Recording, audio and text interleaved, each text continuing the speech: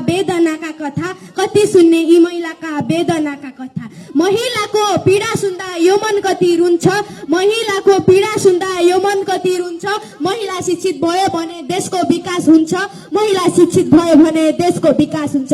धेरै धेरै धन्यवाद कार्यक्रम सञ्चालकज्यू, आदरणीय गरिमामय सभाका सभापति महोदय, प्रधानाध्यापकज्यू, सहप्रधानाध्यापकज्यू, प्रमुख अतिथि र हातमा न्यायको तराजु बोकी बस्नुभएका निपक्ष निर्णायक मण्डलज्यू र मेरा प्यारा प्यारा साथीभाइ मित्रहरूमा म कक्षा 7 मा अध्ययन छात्रा गरिमा भट्टको तर्फबाट स्वीकार्नुहोस् न्यानो न्यानो अभिवादन। आज श्री जय हुनेनाथ पब्लिक एकाडेमीको प्राङ्गणमा हुने गइरहेको वक्तृत्व कलामा मैले पनि आफ्ना प्रस्तुतिहरू तपाईहरूको सामु प्रस्तुत गर्न पाउँदा म आफूलाई निकै नै भाग्यमानी ठान्दछु।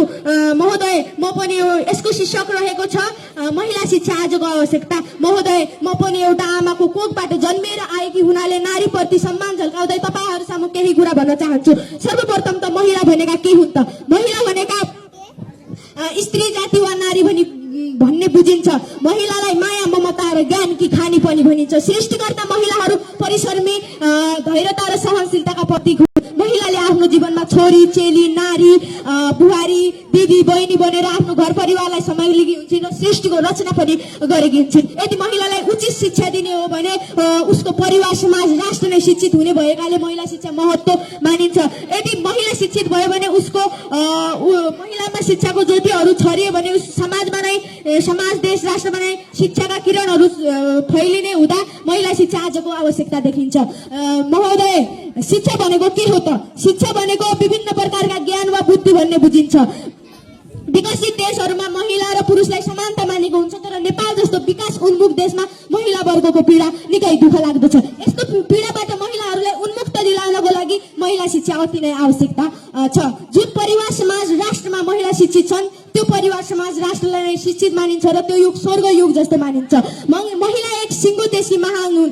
फ्रान्सका सम्राट नेपोलियन बोनापार्टले भनेका थिए, तिमी मलाई असल आमा देऊ, म तिमीलाई असल राष्ट्र दिनेछु। यस बनाइबाट हामीलाई के पुष्टि हुन्छ भने असल र सभ्य राष्ट्र हुनको लागि असल र सभ्य आमाको आवश्यकता पर्छ। अशिक्षित आमा छिन् भने बच्चाहरूले घरबाट सिक्ने माया ममता, दया मायाका कुराहरूबाट वञ्चित हुन्छन्। अझै पनि केही महिलाहरू शिक्षाबाट वञ्चित भई चुलो चौकोमा नै सीमित छन्।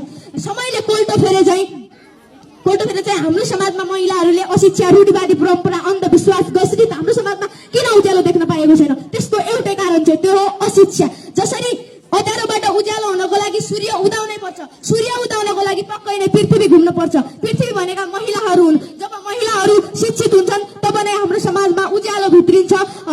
हामीले महिलालाई विविध शिक्षा दिनुपर्छ। जसरी हाम्रो शरीरको